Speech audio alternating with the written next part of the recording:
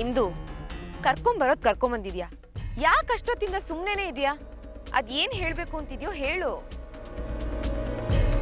ನನಗೆ ಎಲ್ಲಿಂದ ಸ್ಟಾರ್ಟ್ ಮಾಡಬೇಕು ಅಂತ ಗೊತ್ತಾಗ್ತಾ ಇಲ್ಲ ಅಕ್ಕ.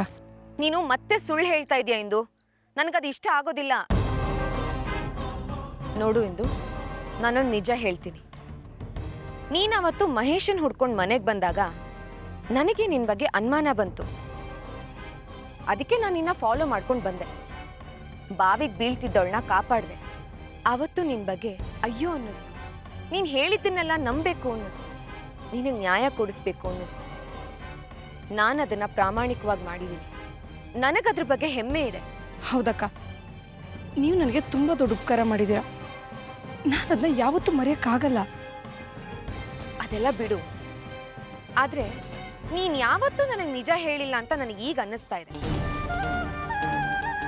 ಹೌದು, ಮದುವೆ ಆಗೋ ತನಕ ನೋಡಿದ ಇಂದುನೇ ಬೇರೆ, ಇತ್ತೀಚಿನ ದಿನಗಳಲ್ಲಿ ನೋಡ್ತಾ ಇರೋ ಇಂದುನೇ ಬೇರೆ. ಈ ಇಂದು ಪದೇ ಪದೇ ನನ್ನ ಕಣ್ ತಪ್ಪಿಸ್ಕೊಂಡು ಓಡಾಡ್ತಾಳೆ. ಯಾವುದೇ ವಿಷಯ ಕೇಳಿದ್ರು ಅದು ಹಾಗಲ್ಲ ಅನ್ಕೊಂಡು ಜಾರ್ತಾಳೆ.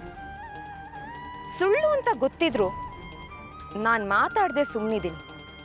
ಯಾಕಂದ್ರೆ ನೀನಾಗಿ ನೀನೇ ಬಂದು ನಿಜ ಹೇಳ್ತೀಯ ಅಂತ. ಅದಕ್ಕಿವತ್ತು ಕಾಲ ಕೂಡ್ ಬಂದಿದೆ ಅಂತ ಅನ್ನಿಸ್ತಿದೆ.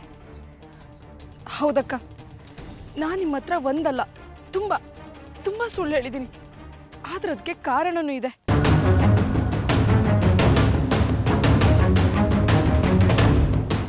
ಕೊಲೆ ಮಾಡಿದವನಿಗೂ ಕಾರಣ ಇರುತ್ತೆ ಇಂದು. ಆ ಕಾರಣ ಎಲ್ಲ ನನಗೆ ಬೇಕಾಗಿಲ್ಲ. ಅದು ತಪ್ಪಾ ಸರಿನಾ ಅನ್ನೋದೇ ಮುಖ್ಯ. ಕಾರಣ ಇದೆ ಅಕ್ಕ, ಆದ್ರೆ ಆ ಕಾರಣ ಗೊತ್ತಾದ್ಮೇಲೆ ನಾನು ಅಥವಾ ನೀವು ಇಬ್ಬರಲ್ಲಿ ಒಬ್ಬರು ಸಾವಿನ ಮೇಲೆ ಆ ಮಾತು ಮುಗಿಬೇಕಾಗತ್ತೆ.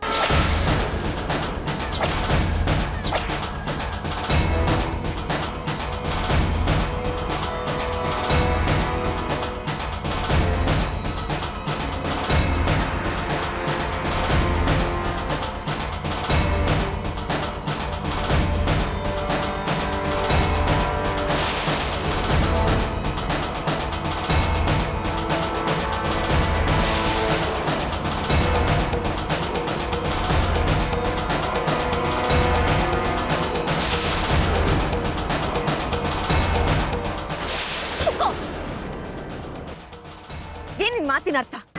ಸ್ವಲ್ಪ ಬಿಡ್ಸ್ ಹೇಳು. ಹೇಗೆ ಹೇಳಿ ಅಕ್ಕ? ನಿಮ್ಮಂತ ಅಕ್ಕನ್ ಪಡೆಯೋದಕ್ಕೆ ನಾನು ತುಂಬಾ ಪುಣ್ಯ ಮಾಡಿದ್ದೆ.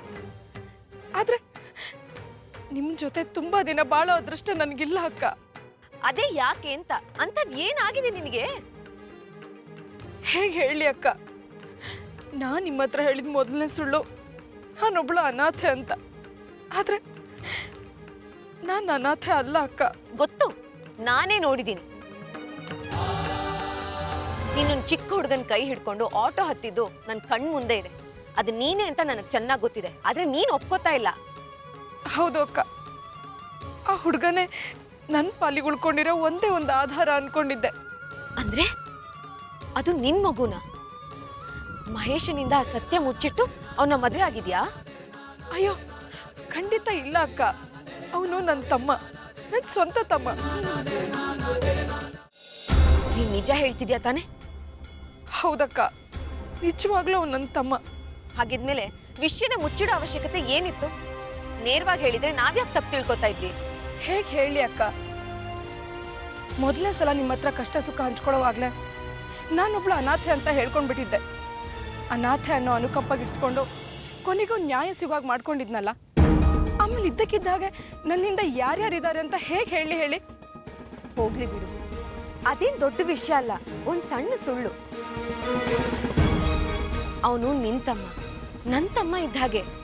ಅವನ್ನ ಯಾರ್ಯಾರ ಹತ್ರನೋ ಎಲ್ಲೆಲ್ಲೋ ಬಿಡೋದ್ ಬೇಡ. ಕರ್ಕೊಂಬಂದು ನಮ್ ಜೊತೆಲೆ ಇಟ್ಕೊಳ್ಳೋಣ.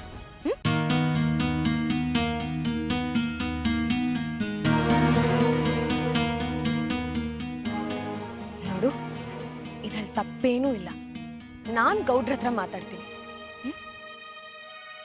ಥ್ಯಾಂಕ್ಸ್ ಅಕ್ಕ. ನೀವಿಷ್ಟು ಪ್ರೀತಿ ಕರುಣೆಯಿಂದ ಹೇಳಿದ್ರು ನನ್ನ ಕೈಲಿ ಕೆಲಸ ಮಾಡೋಕ್ಕಾಗ್ತಾ ಇಲ್ಲ. ಯಾಕೆಂದ್ರೆ ಅವ್ನು ಕಿಡ್ನಾಪ್ ಆಗಿದ್ದಾನೆ. ಹೌದಕ್ಕ, ಅವನು ಇನ್ನು ಜೀವಂತವಾಗಿ ಬರೋದಿಲ್ಲ.